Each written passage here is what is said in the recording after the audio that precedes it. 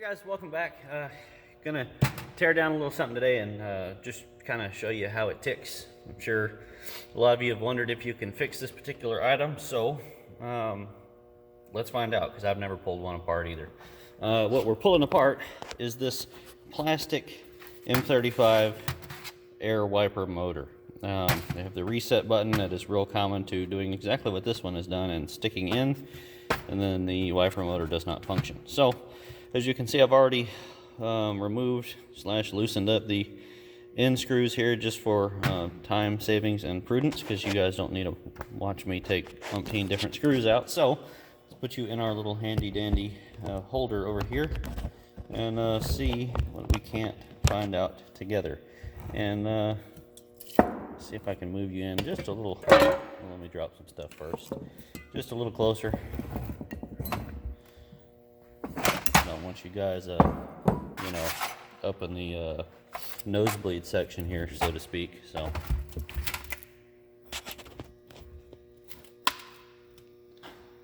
All right, I think that's better. Now, so you have no fasteners on this end. Can't pull that off. You have, what, 7 fasteners on this end. One of them conveniently fell out for us already, because like I said, I've already pretty much removed these just for time savings. So you want to take all these screws out.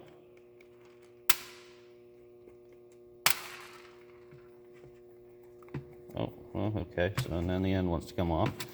So there we've got our piston, we've got a cork gasket. Let's go ahead and pull that out all the way. So we've got another gasket here. As you can see, these two halves come apart. So let's see if we can gain access to this to see if there's a spring or something that we can replace that maybe rusted up in there. We got 2 screws here that are going to have to come off because they go all the way through, as you can see. And you know, as I've mentioned, I think I've mentioned in videos before, these plastic air motors are absolutely notorious for being crap. If you're going to replace the wiper motors on your truck, your best course of action is to just call up Big Mike and get the metal ones. He only carries metal ones because the plastic ones are known for being junk. So we'll pull that off, and all there is a bleed hole in there. Turn this over, so we've got some channels. Same with our gasket there, kind of like a transmission valve body. Our gasket comes off, and it looks like we have 0 access to that thing. That's terrible. Yeah, and it doesn't want to come out, of course. Nope. Yeah, it ain't even really trying. Maybe a tiny bit.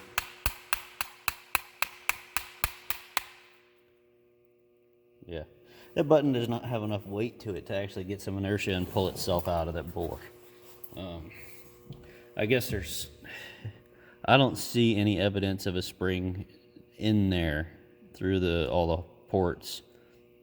It's probably just works off of residual pressure in there to keep itself out, but not sure. It doesn't look like there's any way to access it. It's probably molded in. Let's pull this out and just see if there's anything we can see under it. It's interesting. That's plastic, as you can see, that at some point was painted to look like it was aluminum. That's some chintzy shit.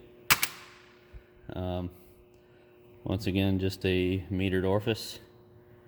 No way to get to anything from that. So this is look at that, it's the same shit here. Painted to look like it was aluminum. It's just plastic. So this is a non-serviceable component. Once this fucks up, it's done. Okay, cool. So that's garbage. So we've got a little bit of what looks like... It looked like rust, but it must just be like pieces of cork. I don't know. Okay, so let's take this top port off here. And we've got, this still works. As you can see, it's a rack, and I just screwed it up. Okay, cool. Go back around the other way. Let's pull that out. See if we can pull the shaft out.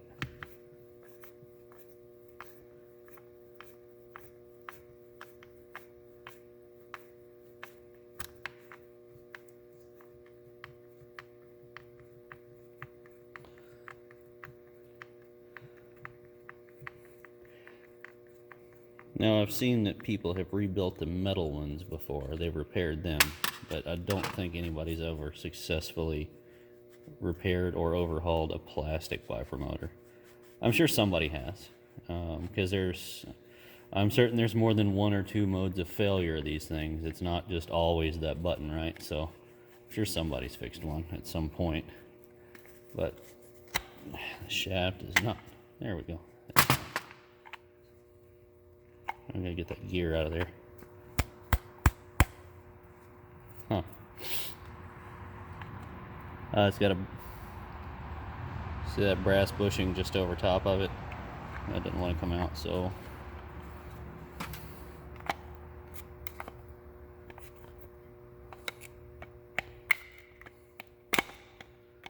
I'm not really particularly worried about breaking this because this is already trash. So, like,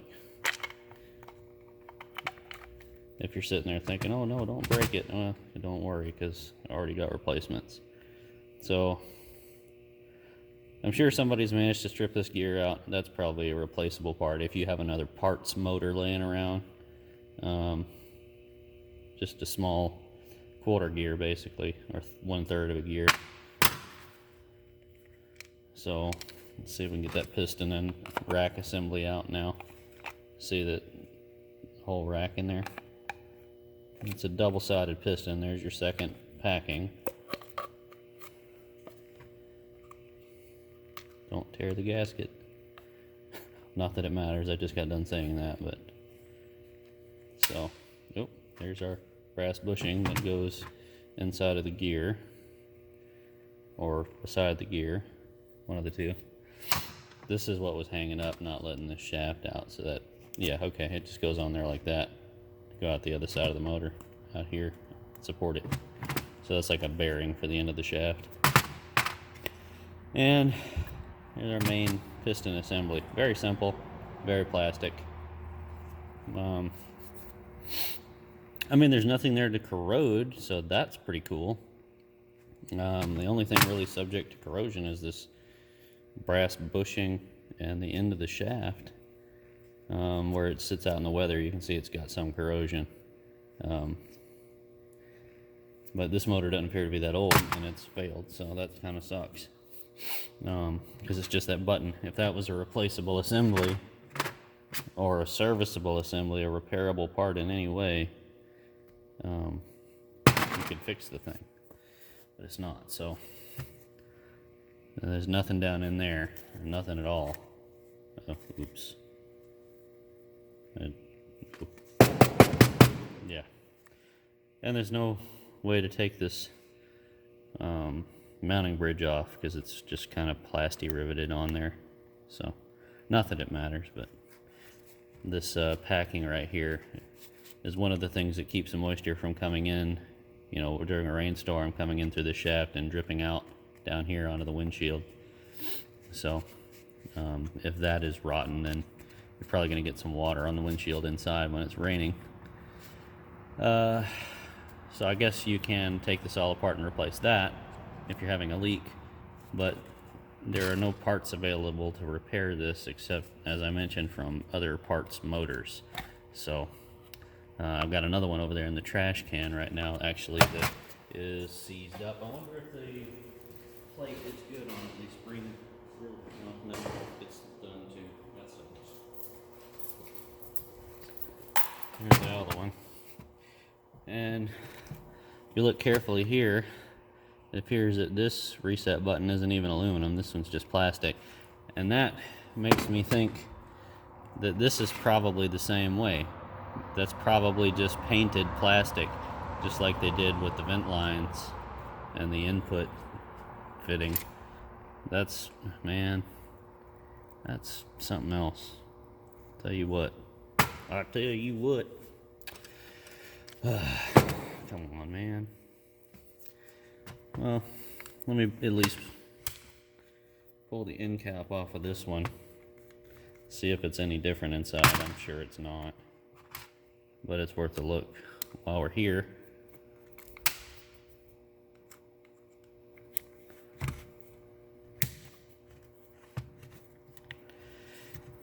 So I was trying to avoid making you watch me pull a bunch of screws out of this to begin with, and here you are watching that anyway. Sorry about that, but I lacked the foresight to think that I might pull this one apart too.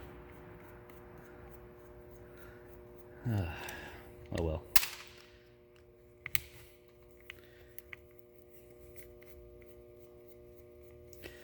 I mean, as you can see, these aren't super tight. You can use just a very small Phillips screwdriver.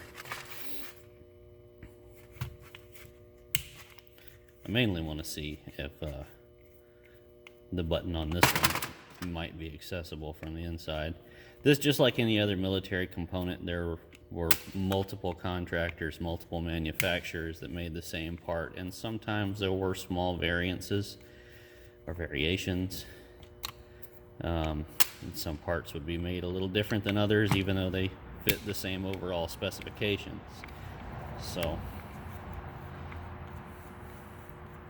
like, do you have any idea how many different manufacturers there were of regular incandescent bulb type, like tail lights and front turn signals for these M-Series vehicles? It was insane, the amount of them. Probably 20, I don't know, just a random guess. Yeah, look, that's totally different. The piston is different and all. There's no spacer here. Let's take this off and see if we can access that button. If so, we might be able to repair this one, but I mean, that is the name of the channel, right? Tactical repair. So sometimes repairing is about fixing what you've got, not just replacing it. So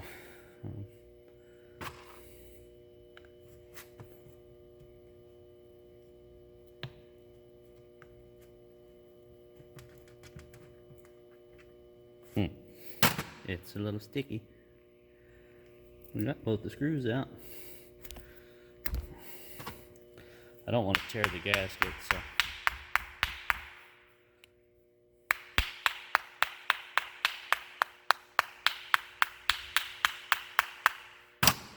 I already tore that gasket, but we got that other one.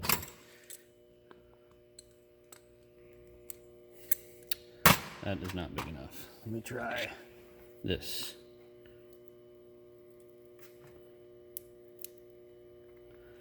This one's stuck on there pretty good. That gasket's gonna tear. Almost guarantee it.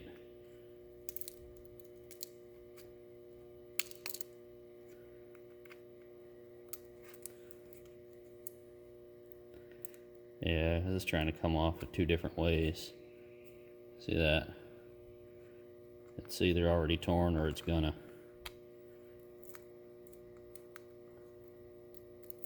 Fuck it. Looks like this one's about the same. No access to this button.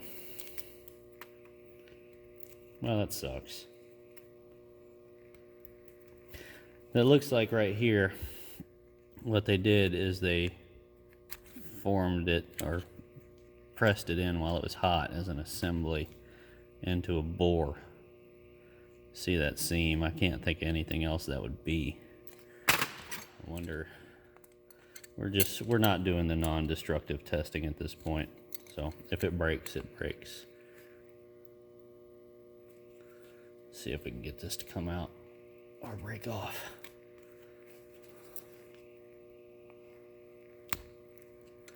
Okay, well, we got the latter of the two.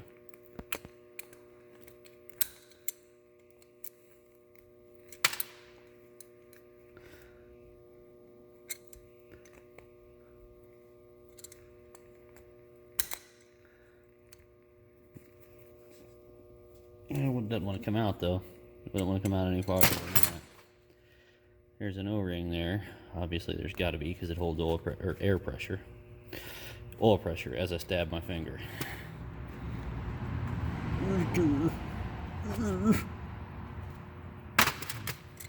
like to get this out of here so we can see what is behind it.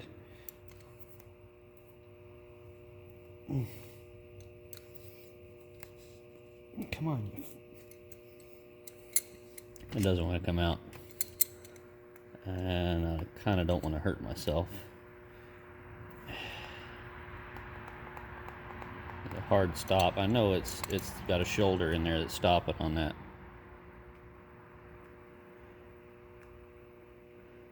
And you can't see anything moving in there, like no plunger. I don't know.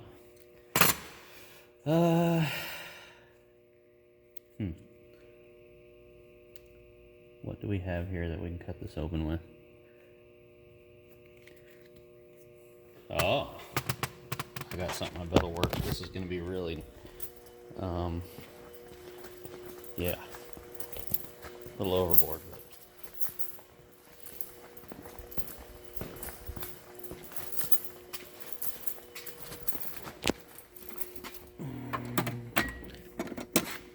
Yeah, that ought to work.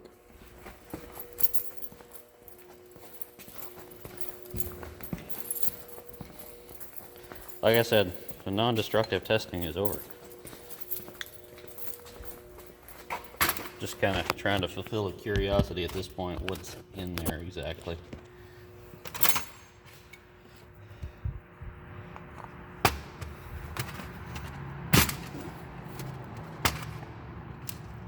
Okay, that's not working as smooth as I thought it might.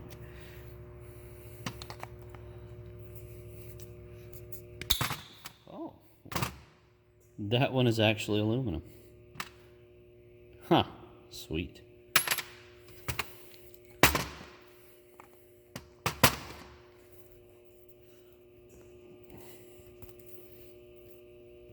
What? Okay, so the problem here is the blunt ends of it don't want to cut through the plastic, of course, because they're blunt. It's meant to cut cable, not flat pieces of plastic.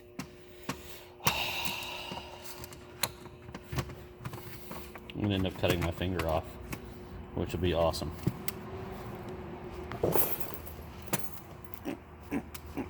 Yeah, that ain't gonna do it. Thought it might, but nope. Alright, well, I officially don't think there's really a spring in there. It's probably just a very short plunger that bypasses one or two of these ports to another somehow. The whole point of the video was to show you whether this is rebuildable, repairable, or not. If and when, you know, under what circumstances, and this, that, and the other. So, I think I've shown you that. If you have a failure up here with the button, it is not repairable. If you have some sort of other failure, very possibly is repairable if you have another parts motor, because separate parts for these are not available otherwise. Another small difference in manufacturing there. So, oh, sweet. And that happens a lot on these too, because they're crap. So, thanks for watching, guys. I hope you found this helpful and informative. Don't waste your time with this plastic crap. Just buy yourself some nice metal wiper motors from our sponsors at Big Mike's, which are listed in the description below as always. Also, if you'd like to support the channel so you can see more cool and informative stuff like this, we do have a Patreon. The link for that is in the description below as well, and we would sure appreciate your support. Thanks for watching, guys. Please like and subscribe if you have not already, and we will see you on the next video. Later.